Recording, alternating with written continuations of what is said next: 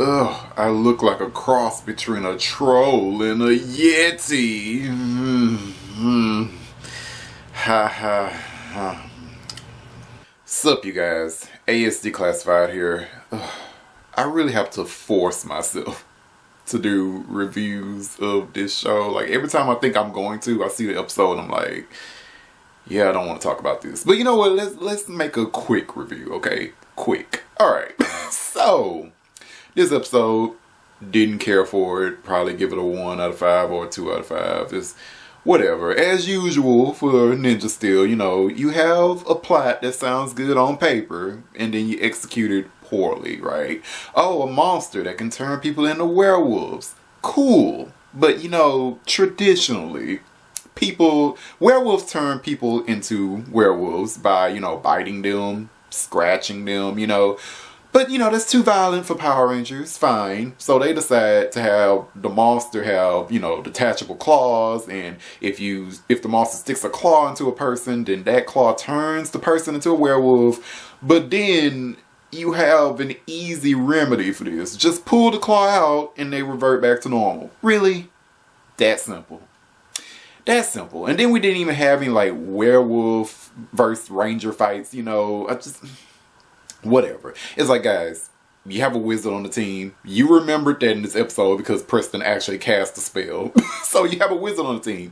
Maybe there's something in his spell book that's like, oh, to reverse a werewolf curse. And then he has to maybe get a claw and then use that to make a potion or something. You know, whatever. You decided to do this instead. I didn't care for it. So you had that going on.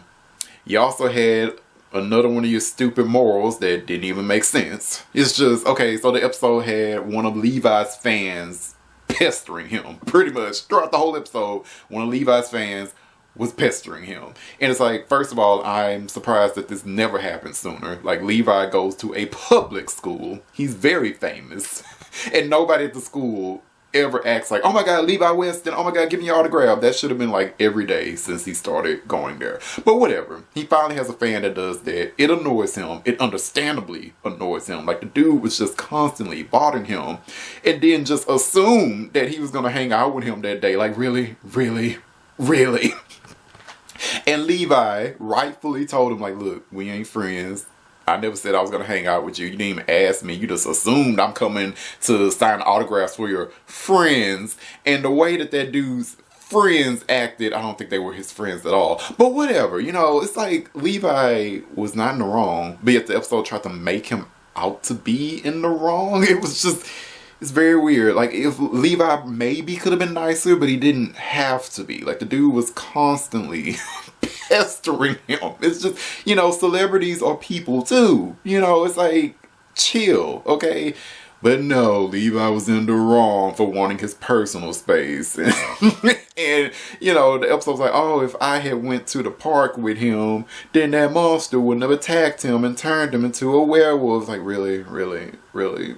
This city has attacked my monsters every week. It was bound to happen at some point. Like, so yeah, the moral was stupid. Didn't care for the episode. And I actually liked the B plot with Victor and Monty better because Victor and Monty are all about that paper, as usual. And I can understand that this is the second time that they almost became millionaires. I love it. I love it. So, whatever. This episode was whack. If you're watching this video, let me know what you thought about it. Alright, later. John Matson.